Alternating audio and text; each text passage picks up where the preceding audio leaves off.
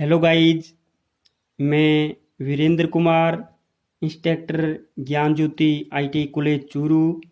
Students, आज हम पढ़ेंगे फर्स्ट ईयर का टॉपिक एसी थ्योरी के अंदर हमने पहले संधारित्र पढ़ा। आज हम पढ़ेंगे संधारित्र का डीसी स्रोत से संयोजन। संधारित्र का डीसी स्रोत से संयोजन।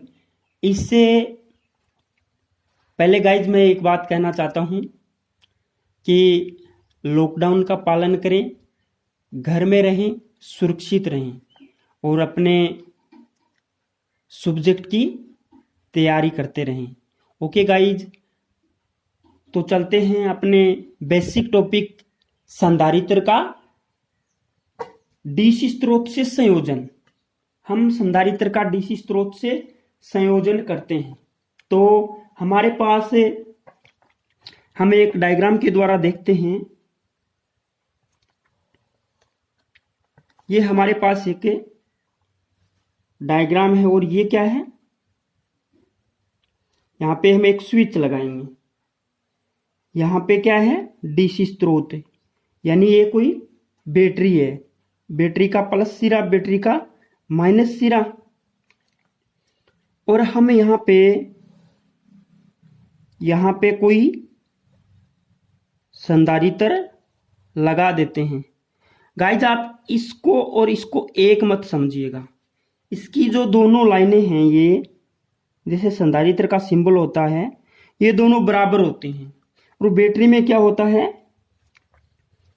बैटरी में प्लस वाली लाइन ये जो है ये बड़ी दिखाई देती है और ये माइनस वाली है ये छोटी दिखाई देती है। यानी डीसी सप्लाई का ये प्लस सिरा, ये डीसी सप्लाई का माइनस सिरा।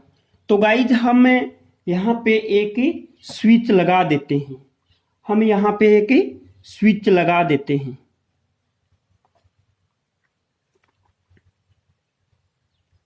हमने यहां पे एक स्विच लगा दिया। ये स्विच हम यहाँ पे नाम भी लिख देते हैं, SWITCH, और ये होगी DC SUPPLY, डीसी सप्लाई और स्विच। यहाँ पे ये गाइज कैपेसिटर है। ये क्या है, कैपेसिटर। तो मैं इस कैपेसिटर को यहां बना देता हूं, नाम लिख देता हूं ताकि आपको ध्यान में रहे। ये कैपेसिटर है, ये बैटरी है, ये स्विच है। हमने ये जो हमारा संधारित्र है, संधारित्र को C से डिनोट करते हैं, ये हमने यहां पे जोड़ दिया। संधारित्र को हमने डीसी स्रोत से जोड़ दिया। गाइस, हम इसकी एक वेवफॉर्म बनाते हैं। हम इसकी एक वेवफॉर्म बनाते हैं और देखते हैं कि किस प्रकार से क्या इफेक्ट होता है। तो हम एक यहां पे वेवफॉर्म बना लेते हैं। ये हमने एक ग्राफ खींचा, X X Y X, X X Y X जो भी है। गाइज, हम देखते हैं कि करंट और धारा, सॉरी, हम करंट, धारा यानी और विभव, वोल्टेज। तो हमने पहले एक करंट की ग्राफ खींची।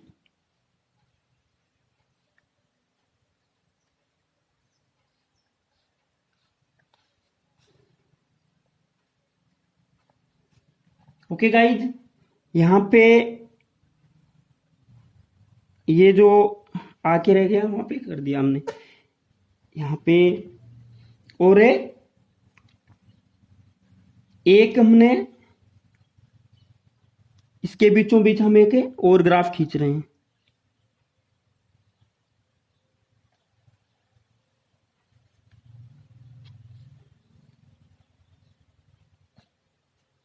ओके गाइज, तो हमें ये जो हमने पॉइंट लगाया है, ये क्यू लगाया है, और ये तो धारा का ग्राफ है। ये क्या है? धारा। धारा को मैं आई से डिनोट करता हूं। और ये ग्राफ है गाइज आवेश का, क्यू, क्योंकि कैपेसिटर के अंदर आवेश संचित होते हैं। तो आवेशों का क्या होता है, और हमने यहां पे ये जो ग्राफ है इतना, इसमें क्या है? कैपेसिटर क्या है? चार्जिंग है यहां पे, सॉरी, यहां पे चार्जिंग हो रहा है, चार्जिंग है। और ये यहां पे क्या है? पूर्ण चार्ज होने के बाद, पूर्ण चार्जिंग समय, पूर्ण चार्जिंग समय, जिसको मैं टी से डिनोट करता हूं, पूर्ण चार्जिंग समय टी। ओके गाइज, तो हमने यहां पे दो ग्राफ खींचे हैं, एक धारा आई और एक क्यू आवेश। तो हम इसको अलग से दिखा देते हैं कि आई वाला कौन सा है और क्यू वाला कौन सा है। तो ये जो आपको डैश डैश, ये आपको डैश डैश दिख रहा है, ये धारा के लिए, ये किसके लिए है? धारा के लिए। धारा को मैंने आई से डिनोट किया है, ये धारा के लिए। और एक मैंने ये ग्राफ खींचा है सीधा, जो सीधी लाइन से डिनोट किया है, ये क्या है? संचित आवेश। ये गाइड है संचित आवेश, संचित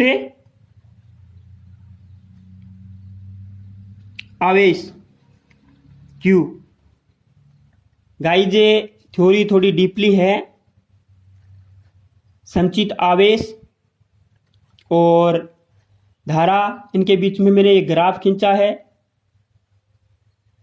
गाइज ये आपको ध्यान में रखना है, हम इसी के ऊपर आगे पॉइंट टू पॉइंट टॉपिक बना करके पढ़ेंगे।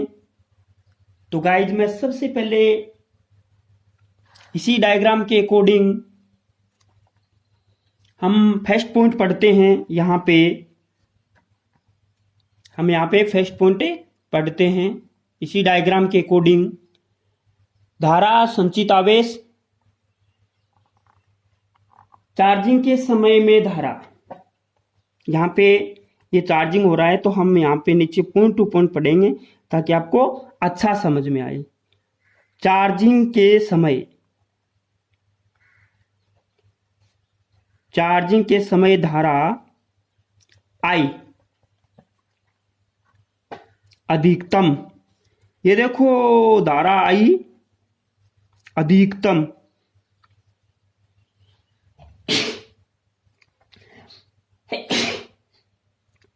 चार्जिंग के समय धारा अधिकतम, यहां पे मैं मैक्सिमम कर देता हूं, ये क्या है? अधिकतम। ओके गाइज, और चार्ज होने के बाद धारा, दूसरा पॉइंट रहेगा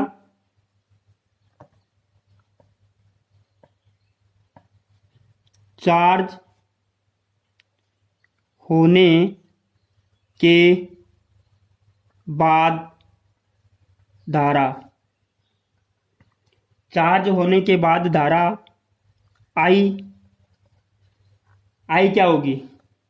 लगभग शून्य। देख लो यहां पे चार्ज होने के बाद, पूर्ण चार्ज होने के बाद धारा लगभग शून्य। यह आपको ग्राफ दिख रहा है, यहाँ पे धारा का मान क्या है? शून्य हो गया है। यहाँ पे धारा का मान शून्य हो गया है, लगभग शून्य।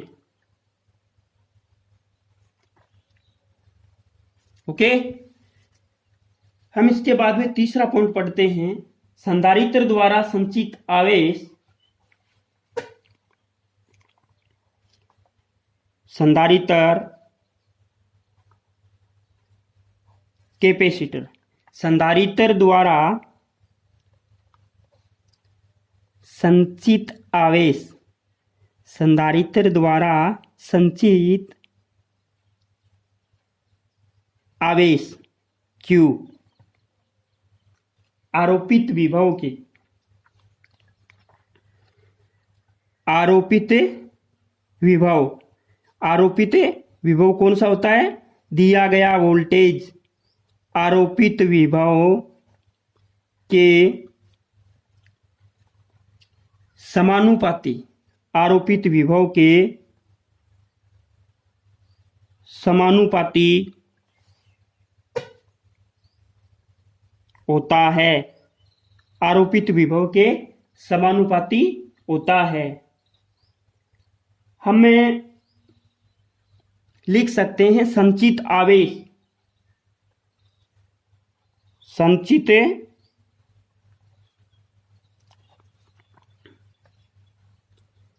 आवेश Q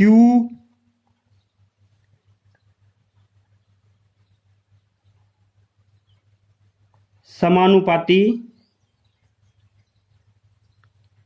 V Q बराबर CV। तो यहां से फॉर्मूला निकल करके आता है C equal to Q upon V। जैसे धारा I बराबर V बटे R होता है, लेकिन इसमें C कैपेसिटर की वैल्यू अगर निकालेंगे तो संचित आवेश Q में अगर वोल्टेज, दिए गए वोल्टेज या आरोपित विभव का भाग देंगे तो हमारे संधारित्र की वैल्यू आ जाएगी।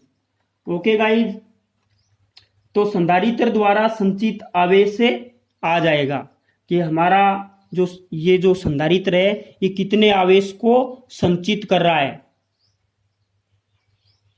ओके गाइज, तो हम यहाँ पे पॉइंट बना के लिख देते हैं। यहाँ पे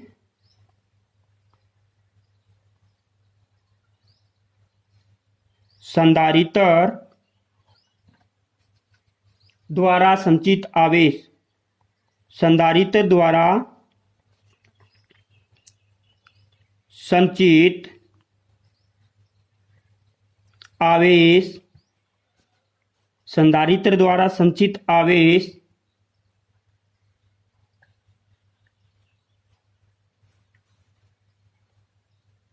संधारित्र द्वारा संचित आवेश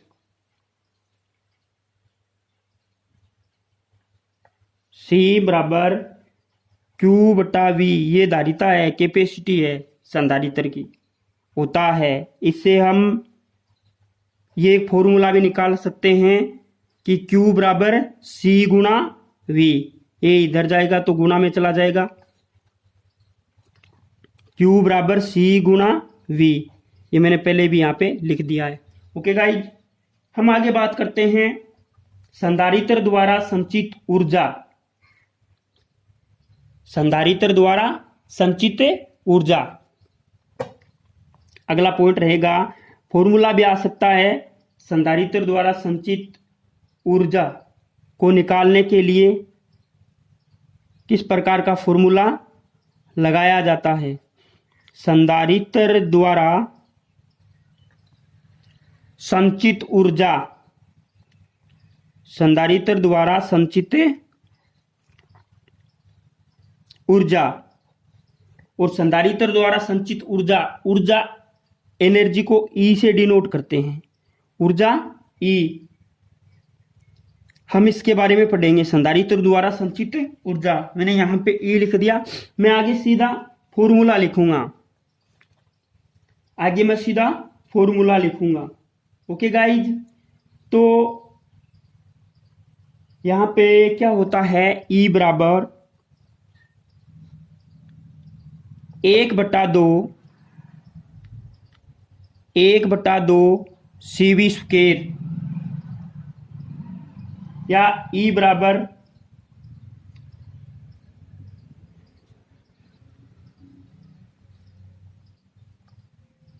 1/2 A1/2 CV या E बराबर 1/2 Q की स्क्वायर अपॉन C। लेकिन गाइज हम अगर देखें तो लास्ट में ये निकल करके आता है 1/2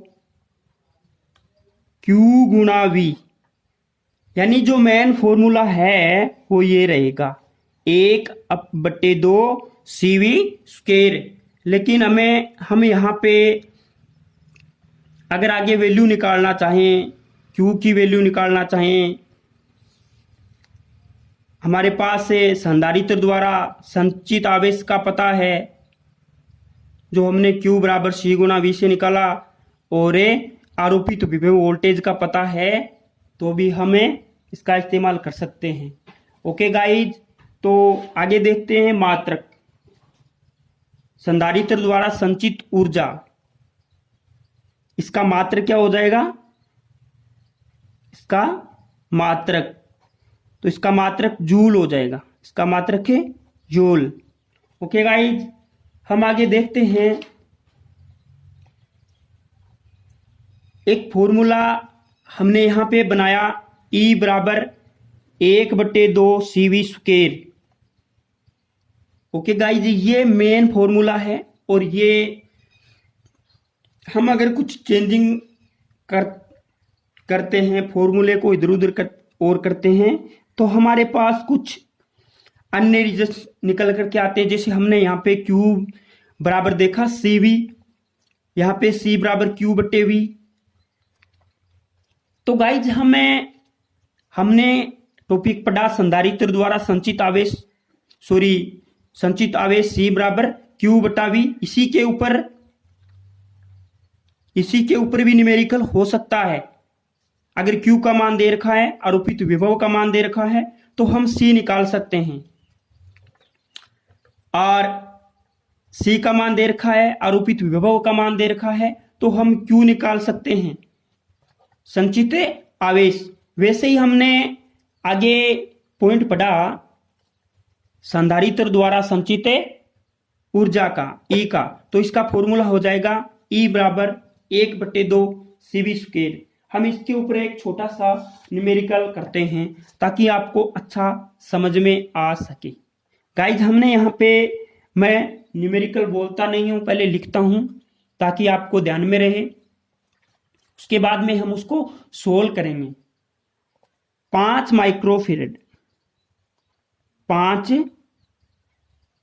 माइक्रोफेरेड के संधारित्र को 5 माइक्रोफेरेड के संधारित्र को 2 वोल्ट डीसी स्रोत 2 वोल्ट डीसी स्रोत से संयोजित किया जाता है, से संयोजित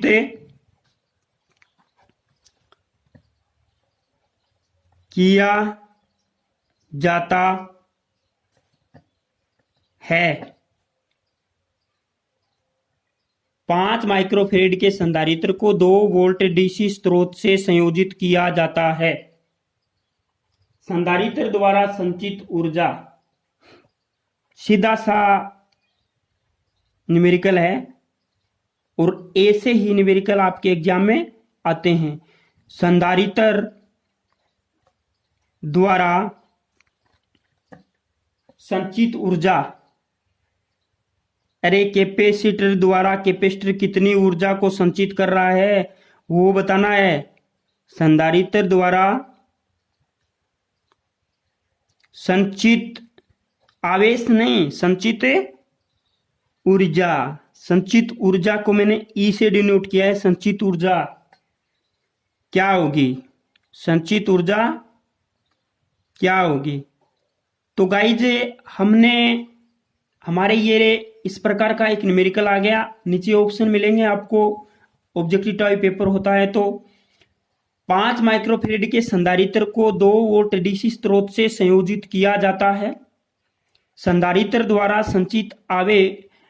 संचित ऊर्जा ई क्या होगा? संचित ऊर्जा का मान क्या होगा?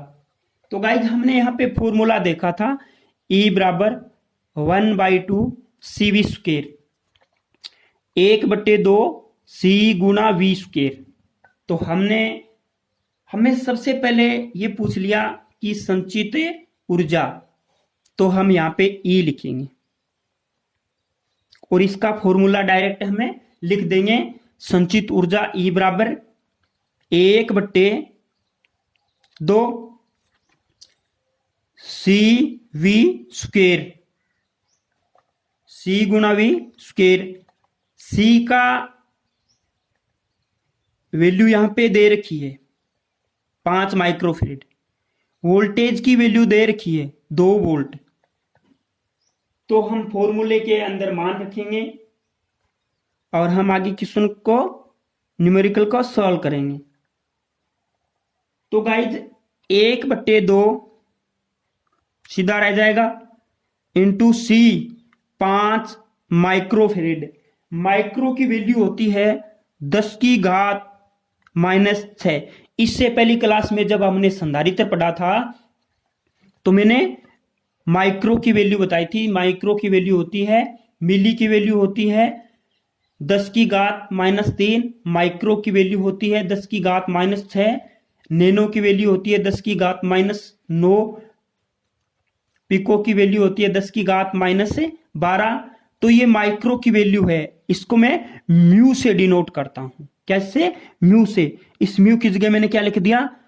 10⁻⁶ इंटू 2। ये वोल्टेज कितना है? 2 वोल्टेज। और ये क्या है? V की स्क्वायर, तो 2 गुणे 2। ओके, हम क्या करते हैं, थोड़ा सा सोल्व करते हैं इसको। ये 2 है, 1 2 से 1 2 सीधा कट गया। ओके गाइज, हम यहां पे नीचे जो बच गया वो चीज लिख लेते हैं। इस एक लिखने की कोई जरूरत है नहीं, क्योंकि किसी संख्या को 1 से गुणा करते हैं तो उस संख्या में कोई चेंजिंग नहीं होती, वो संख्या वो की वो रह जाती है। तो गाइज हमने ये वैल्यू यहाँ पे लिख दी, ये 2 कट गया। अब हमारे पास सीधी सी वैल्यू आई 2 गुणा, हमारे पास वैल्यू आई 5 गुणा 10⁻⁻⁶ इंटू 2। तो हम इसको, ये हम क्या कर देते हैं, 5 को 2 से गुणा कर देते हैं। E बराबर 5 इंटू 2 10⁻⁻ और 10⁻⁻⁶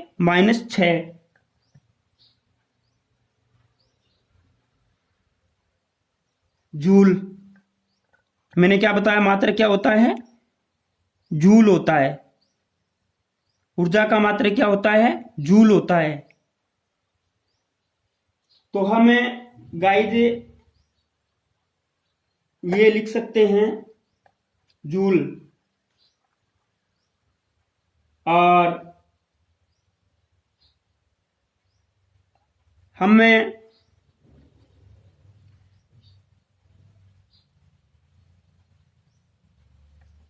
ये लिख दिया 10 इंटू 10⁻⁶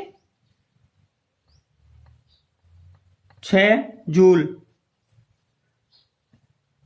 ओके गाइज, ये हमारा आंसर हो गया सीधा। इस प्रकार का आपको ऑप्शन मिल जाएगा। यहां पे ये म्यू की वैल्यू होती है।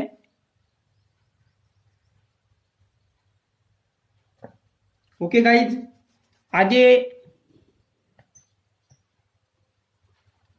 आगे हम अगला टॉपिक पढ़ेंगे संधारित्र का डीसी।